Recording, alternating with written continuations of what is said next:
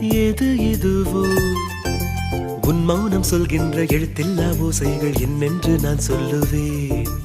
இது அதுவோ இது அதுவோ சொல்லாத சொல்லுக்கு இல்லாத வார்த்தைக்கு ஏதேது அர்த்தங்களே. பெண் தோழன் நான் ஆண் தோழி நீ நட்புக்குள் நம் காதல் வாழும்